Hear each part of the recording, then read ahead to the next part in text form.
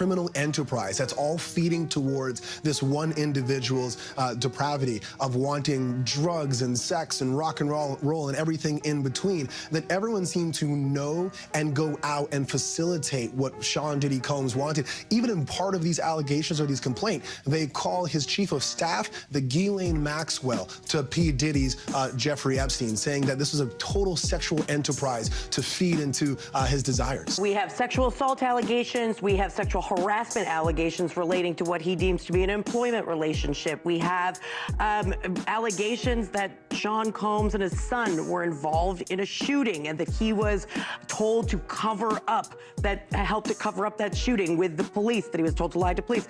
We have that he was groomed to engage in intercourse with another man, with other men. We also have these really serious sex trafficking allegations that they were eliciting underage sex workers, bringing them across state lines, and RICO racketeering allegations, which mean in furtherance of a criminal enterprise that relates to drug use and the solicitation of sex workers. Does he get cover? This is a civil suit.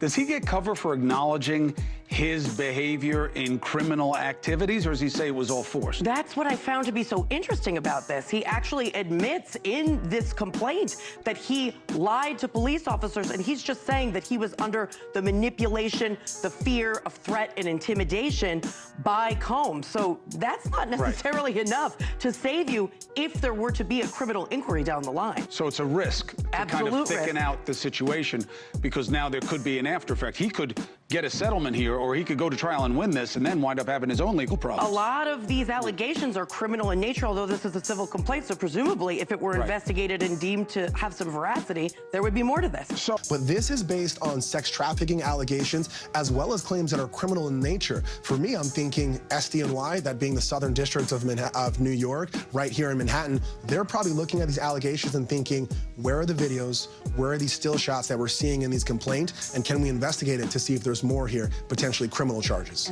Now, his allegation is Combs forced him to solicit sex workers and underage girls for sex. Okay. But also drugged him, sexually assaulted him, and groomed him to have sex with other men. So if you see me looking down, I'm looking down at the 73-page complaint that was filed yesterday. In terms of allegations of celebrities, we're talking about Cuba Gooding Jr.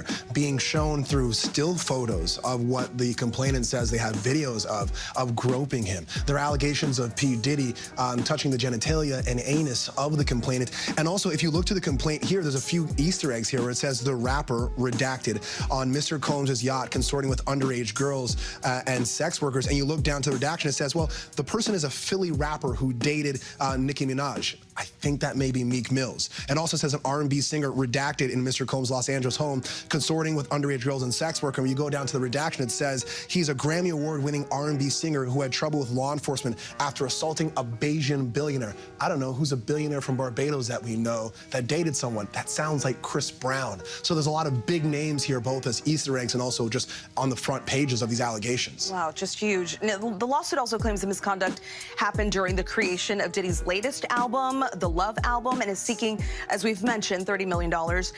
The suit not only names the mogul, but includes his son and Universal Music Group, claiming there's an alleged RICO enterprise to enable his misconduct.